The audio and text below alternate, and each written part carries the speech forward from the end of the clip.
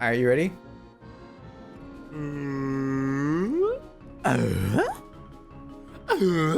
Yeah. Yeah. Yeah. Yeah.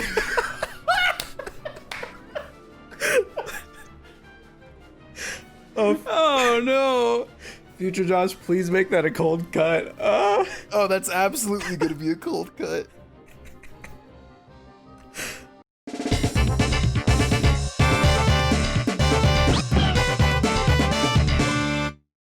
The battle never stops because the grind never stops. It's here for Kingdom Hearts. Jack.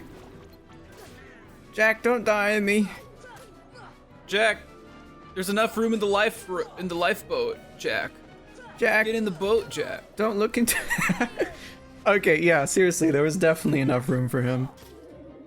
I read something not too long ago that explained why he didn't, and I think it was just about the buoyancy of the raft.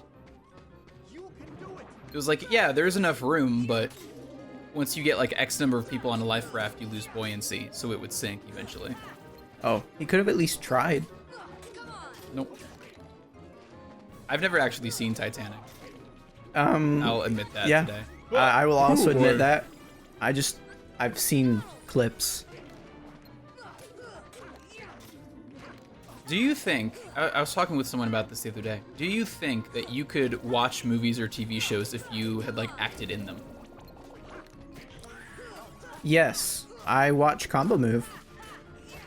I mean, that's a little different. It's a little bit different, but that's exactly why I asked, because I had this conversation independently of you like a few days ago, but it just came back to me and I wondered, you know, Micah watches Combo Move. I wonder if that would also apply here. Yeah, why not? Some people would be all weirded out. You know, if I found it really embarrassing or cringy, no. But if it was something I was proud of, yeah, I'd watch it. It was like a real cringe Tuesday kind of thing. Yeah. Yeah. Yeah. Yeah, I get that. I don't know if I could watch something that I'd acted in, to be honest. I don't know if I would care. I feel that. It's different watching yourself than just like hearing yourself. I mean, Yeah. I already kind of hate listening to my voice, which I can get over. I might hate looking at myself do dumb shit. That's fair. I think, you know, it's tough with what we do too, because all in all, we don't do, like, what happens in real time for us is pretty much exactly what goes up to the public. You know, it's not like film or television where there's a lot of post-production, you know? Yeah. Like, I do some, but it doesn't completely, it just changes the quality of what's there. It doesn't like completely add or take away stuff. We don't do a massive amount of editing. We don't do like multiple shoots. It's an entirely different process. So I feel like I would have to watch stuff that I had been in if it was like a legitimate like film production. I Yeah. would feel like I owed it to the team, you know, to like see what the final product actually is. Yeah. It really depends on what it is, the medium or the genre. Yeah. That's fair. I respect Dun dun dun dun dun dun dun dun. This is Halloween. This is Halloween. that. Real talk, I think this world has some of the best combat music in the game. I respect that. I think it perfectly captures the atmosphere of like combat itself. Like, it's a really solid combat theme in general, but I also think it does a really good job deriving itself from the main theme. Yeah. Yeah, definitely. This is Halloween. Everyone submit your memes. If we laugh, then we lose. And we lose. Josh, would you ever do a you laugh, you lose challenge? I guess. Like, I wouldn't necessarily be the one to recommend it because I feel like nobody ever cares. But that's I think it's like an okay every once in a while thing.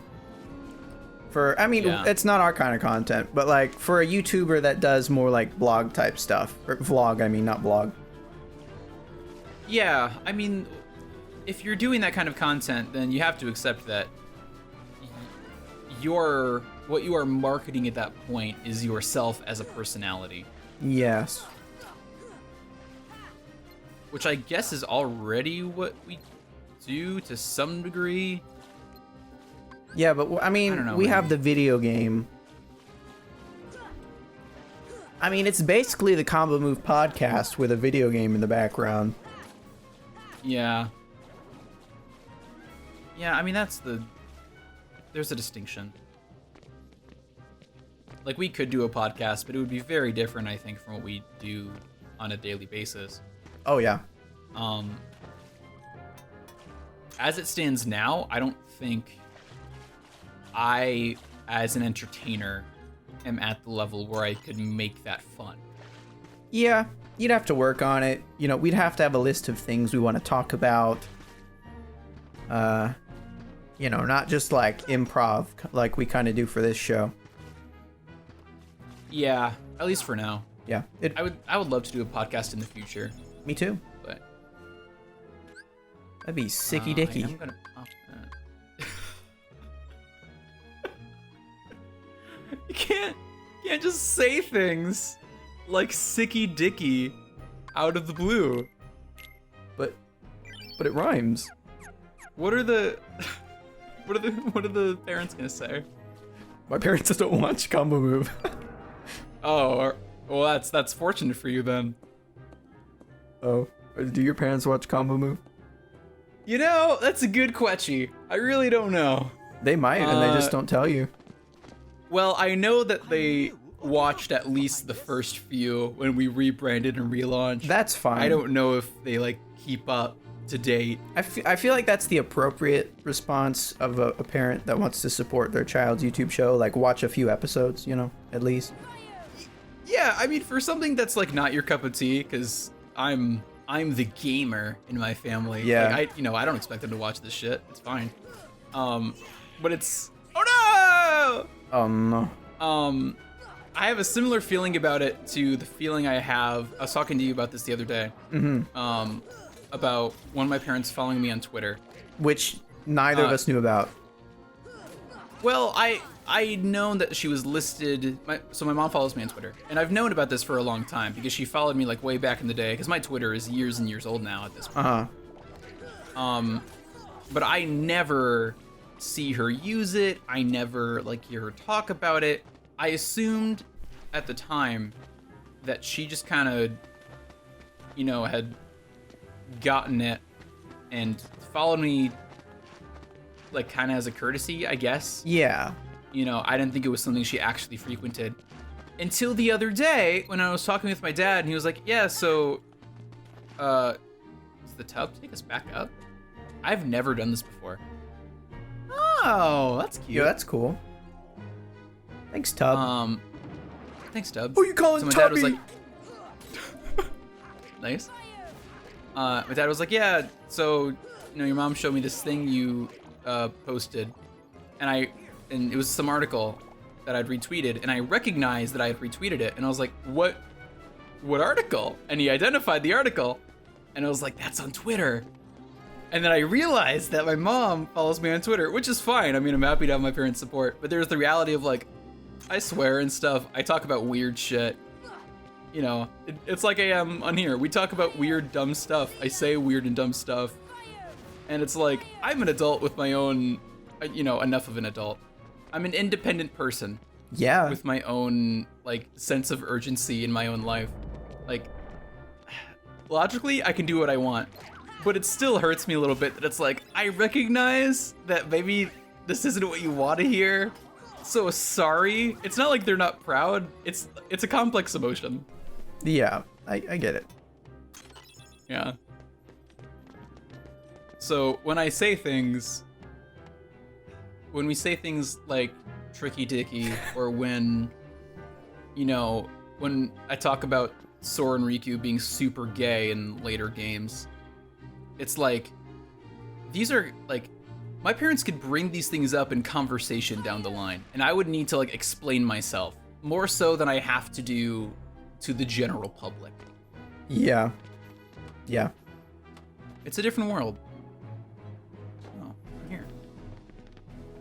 Anyway, so this is Oogie Boogie's castle. Oogie boogie. Oogie oogie boogie. I got woog in my tuggy. And I feel Also- like a combo move. What are you singing right now? I don't know. I'm in a rhyming mood today. I respect that. Rhyming nonsense. Sorry. When I was a kid, I hated rhyming. You fool. I hated rhyming. I was a Was it fool, cliche but I to hated you rhyming. because of all the books? Was it what? Was it cliche to you? Like, did you read a lot of kids' books that rhymed? Dr. Seuss type stuff? No, it wasn't about books. I didn't like musicals as a kid. Oh, no.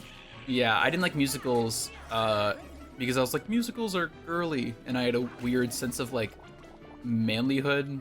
Yeah. Like, and I don't even think it's right to say it was like instilled in me, but I think I recognized from a young age that I was like more sensitive and than like this. I was more sensitive than like the man, like the male stereotype, you know? Yeah. Like I did not match up with the male stereotype in our society, which nowadays I'm thankful for.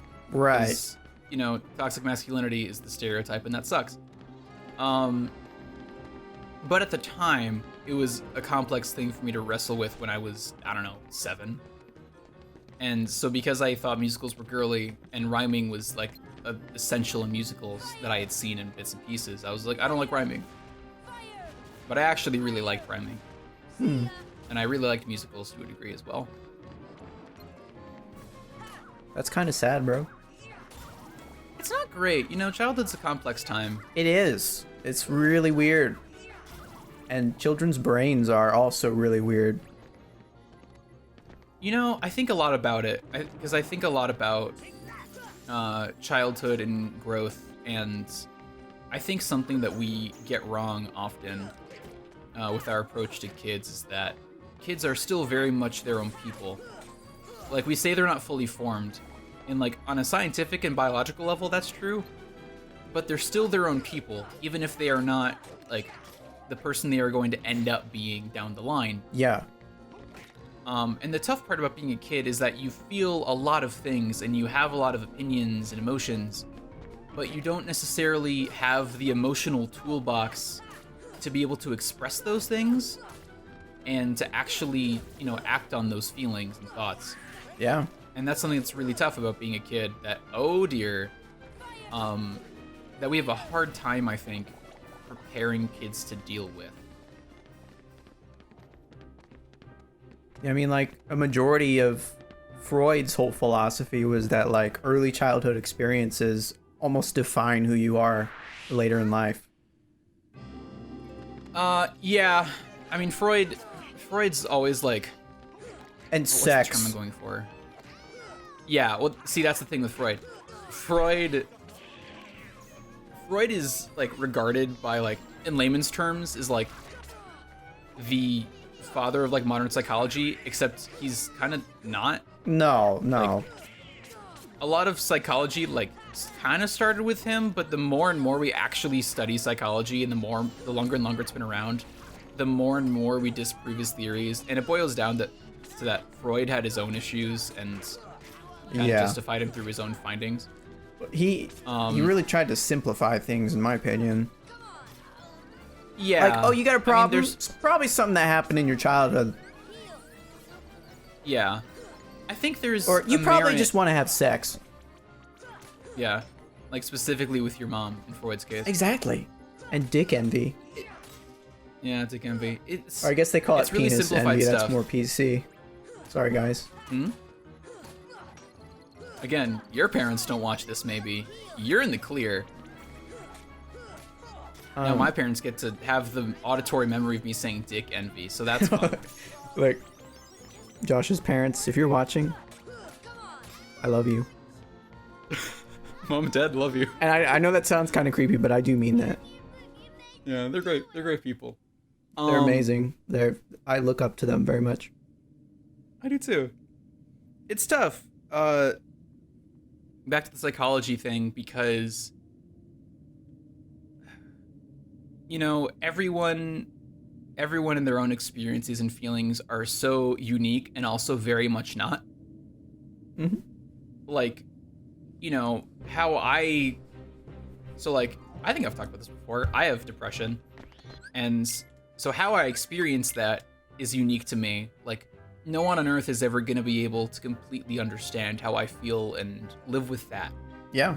But I'm not the only person that has depression, and a lot of the thing that's unique about the way I experience it, and unique, it's weird because we use unique often in like a positive connotation. I'm using it like denotation this way. Set apart. Yeah. The thing that's unique about depression and mental illness, I think, is, your response.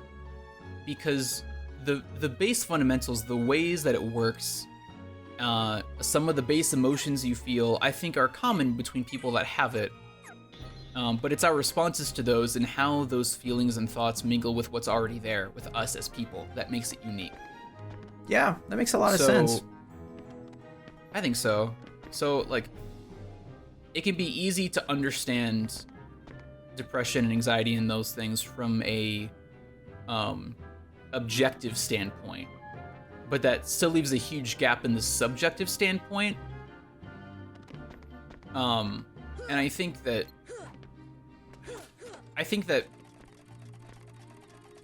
people without a kind of mental illness have a hard time seeing it subjectively and understanding that it's a personal thing. Mm-hmm.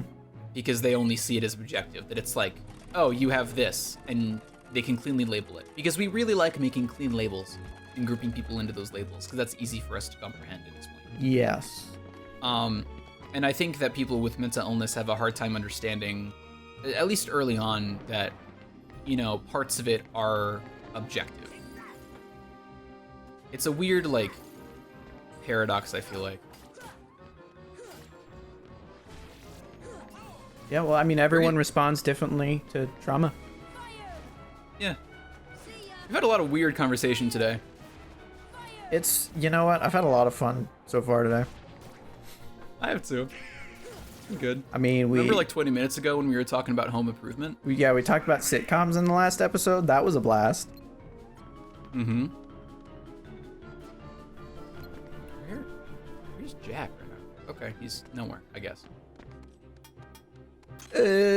Jack. Jack.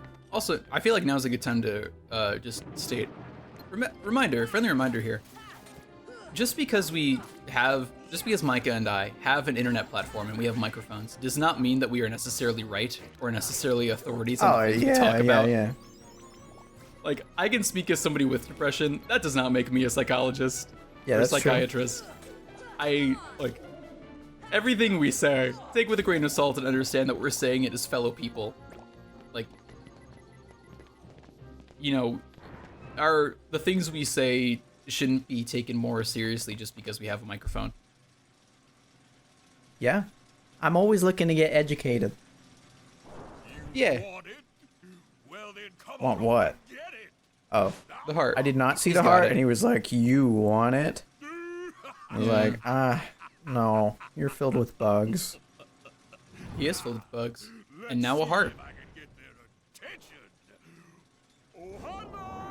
Are you ready for one of the weirdest fights in this game? Is this the Oogie Woogie Bugle Boy? This is Oogie Boogie's Bingo Bash. Is that actually it? No, but if it was, it would be so good. I mean, there's still an amount of random chance involved, so... There is, Oogie Boogie Roulette Roogie. Or if you were Scooby, it would all start with R, right? Roogie Roogie! Yeah! I'm sure there's a list of letters somewhere that Scooby-Doo replaces with R's. He said, clues! Yep. That's one of them, I'm sure. Like Scooby, Those aren't clues. Those are just things you want. It's okay. You can say you're talking about those clues. Oh, I can't get up there right now. Okay, that definitely said Fira and not fire. Yeah, so we got fire and blizzard upgrades from somewhere. Where did we get them? I don't know. I don't remember. But we got them from somewhere, and so they got upgraded to become. Wow. Okay. Yikes. They got upgraded to become Fyra and Lizara. Oh. Oh, that's the Squeenix way of making things powerful, is changing the end. Yeah, it's changing the suffix. Yeah. Good on you for recognizing that. Yeah. I also so it will go- recognize. Oh, sorry. Go ahead. I Josh, was go just ahead. gonna say it's gonna go. Please go ahead. Oh, okay. I don't want to interrupt. Yeah, I'm gonna go. I Go I don't want to interrupt you. So rude. I was gonna say it's gonna go. The general order is Fyra, Fyraga. It's like Fire, Fyra, Fyraga, and then there's one more after that. It does sometimes. Oh. It's I can't remember what it is. I think they put a Z in there somewhere. Okay. It's like Fyrazaga or something. I don't know. Fire Z. Fire Z. All right. Well, we are about to do the boogie, oogie, boogie, woogie fight again, but we're out of time. We're gonna do it next time on Combo Move. Oh, is that the thing that you were gonna say that I interrupted you on? Yeah. Well, you were talking. I thought it was a good time, and it wasn't. So. No. You know what? It's my bad. It's my bad for interrupting. Yeah. I don't. Micah, go ahead in the episode. I don't want to interrupt you or anything. Micah, no, it's okay. I don't want to interrupt you. You can go ahead and end the episode.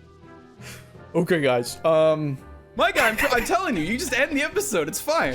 Yeah. So, next time we're gonna go. Micah, and, would you just end the episode? Yeah, sure. Please. Next time we're gonna go fight the boss.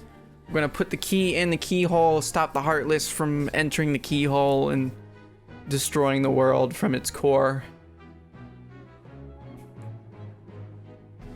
It's about time.